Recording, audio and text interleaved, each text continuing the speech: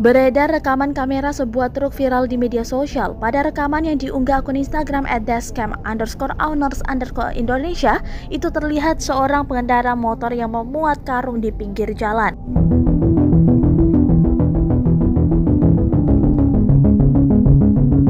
Saat akan mengendarai motornya, tiba-tiba karungnya berjatuhan. Seorang pemuda yang tengah dibonceng langsung turun dari motor setelah melihat bapak-bapak tersebut. Ia berlari menolong si bapak untuk segera mengangkat karung-karungnya. Lalu disusul rekannya yang langsung ikut membantu.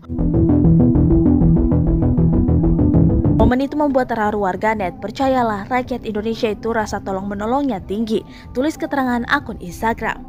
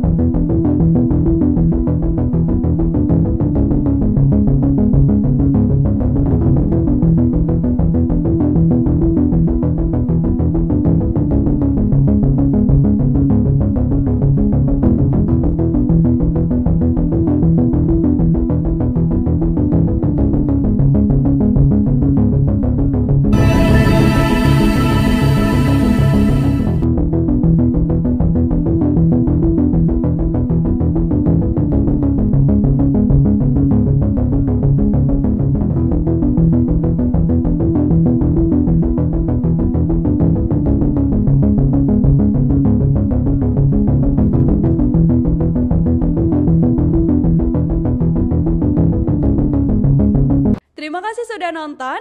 Jangan lupa like, subscribe, dan share ya.